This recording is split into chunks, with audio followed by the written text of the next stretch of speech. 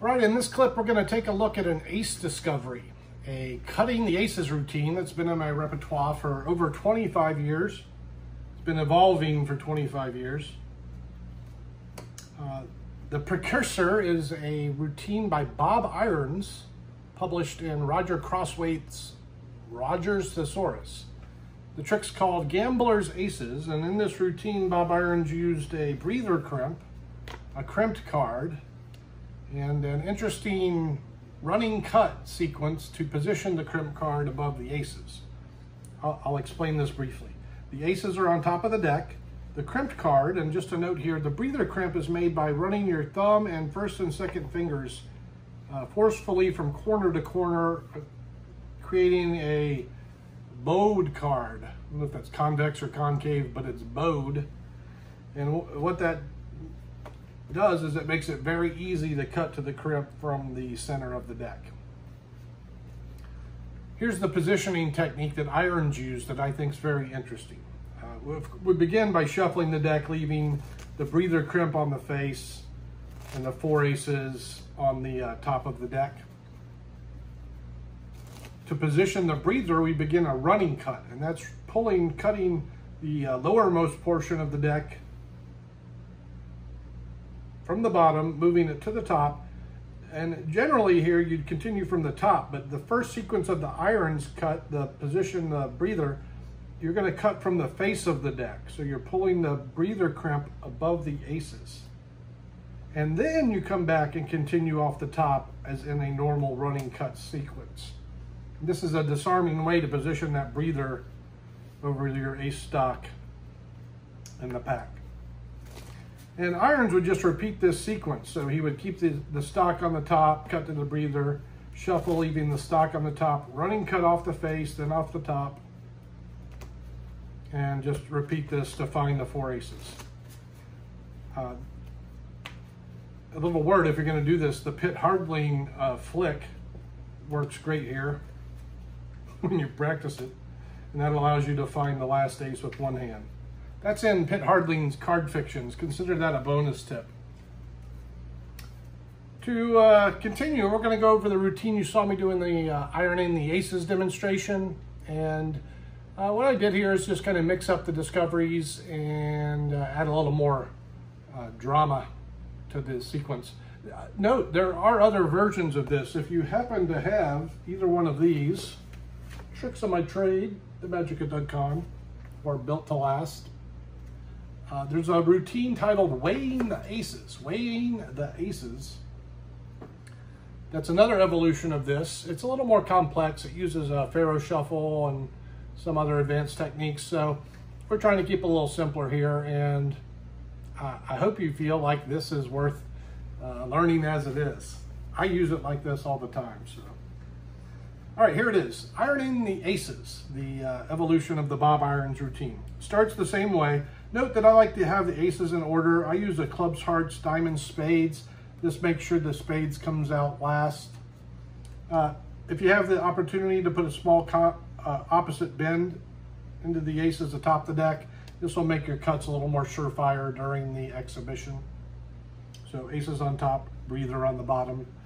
Begin as the in the Irons cut routine, shuffling, leaving the stocks on top and bottom, and then positioning the first ace through that running cut placement. So here's a little tip. I like to ribbon spread the deck and close it, but not all the way. Just leave it a little bit askew. This makes it seem a little more unlikely that you could cut to a crimp card, but with the right touch, you can do just that. So that's the first ace, and you'll know when you're getting this right because they come out in order. If you don't see the ace of clubs first, you know something wrong is happening. So I'm shuffling, and again, I'm leaving the stock on the top and the bottom. And when I'm ready to position that breather, for this one, I cut about 1/3 of the deck from the bottom. That's for the upcoming sequence. Off the face of the deck, the breather, and then off the top of the deck to continue. To do the second and third aces, your left hand cuts at the breather. The right hand comes back for a slip cut. So you're going to keep your forefinger on the top card here, and then the left hand is going to undercut about half the deck under the top card. So I'm slip cutting that top ace to the right. And then the left forefinger and the right forefinger push both of those cards forward, and that's the second and third ace. The last ace is on the top of the left-hand packet. I make sure it stays on top. The breather's still at the face. Shuffle, leaving them in position. And this time, just a direct cut is fine, I think, to position the breather over that last ace in the center. You can handle this last ace a number of ways. Maybe a spectator discovers it. I use Di Vernon's Triumph to wrap this up, and we'll just go over that briefly. This is a false shuffle that Di Vernon published in the Stars of Magic book many moons ago. For me, it's stood the test of time for about 40 years, this trick. Am I that old? Not quite that old, but all right, I digress.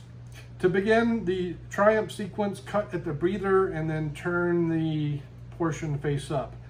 This gives you your ace on the top of the face down packet. Spread to show the cards and then shuffle, beginning with the face up packet first. That'll give you a little base to work with. Interweaving and then letting the last ace fall singly and last atop the, in this case, the breather card. Push the packets together about halfway and then ribbon spread to show this mix. If you're not doing this, you probably should not be doing the Triumph shuffle. Maybe use a zero or some other technique. But this is one of the advantages of Triumph, is your spectators get to see this visual mix before the secret stuff happens. Here's the secret stuff. It looks like you square these face-up cards into the face-down cards, but they never really get squared at all. Kind of a push-through action happens. And I'll expose this here for the camera. We're shuffling again off the face-up packet first, interweaving the cards. That face-down ace falls singly atop the 8 last. Push together the packets about halfway, ribbon spread, come back. Here's what happens under the right hand. First, the forefinger stays on top of the face-down ace atop the pack. As the left hand apparently pushes this flush, what happens under the hand is this. Only the top card rides over to the left, and all the face-down cards move to my right, and that's under cover of the hand. I like to give a little square, maybe a riffle, and then to continue the Triumph shuffle, you're going to strip all these face-down cards out and to the right. Out and to the right. This should just look like you cut the deck, and to continue that action, you're going to come back and cut some face-up cards. Basically cut anywhere under the top parcel. Drop those on the first packet and drop the last packet on top. So here's what we have, an exposed view. A run of face-down cards, a run of face-up cards in that last ace. The goal here is to flip over this top portion. Before doing that, I'm going to do my cutting display. Done at speed, it looks something like this. And this is a display that leaves the face-up and face-down cards in situation, but while giving the illusion that the cards are well mixed and becoming more well mixed. So this is my handling of the Daryl Martinez Triumph cutting display.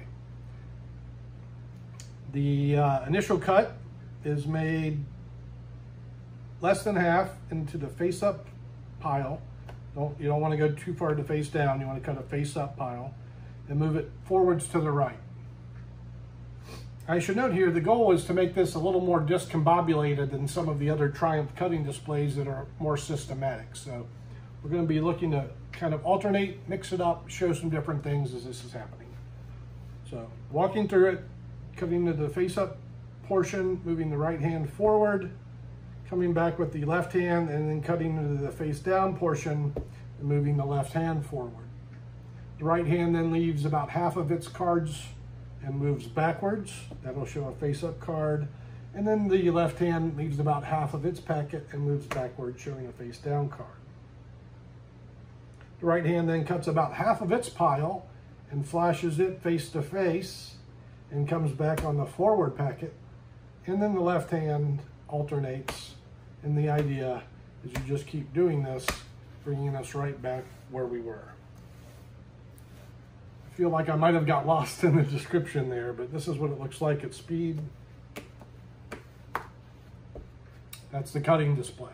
Also described in Tricks of My Trade and Built to Last. There's a section called Triumph Tools. I do love this shuffle, and I have a few effects with it. You'll find those in that book and video. All right, to make a long story short, we're back where we started, face up and face down cards. To complete the effect, cut at the natural break. This is the back-to-back portion of the face up and face down cards. And as you're patterning, you turn over the face up pile and give them one final shuffle, allowing the spectators to see the face up and face down cards going together. Of course, that's all face up cards now. All that's left is to reveal the last ace being the only face down card in the face up spread. That's all 4 aces. And that's how I handle Bob Iron's Gambler's Aces. Thank you, Bob. And that's ironing the aces.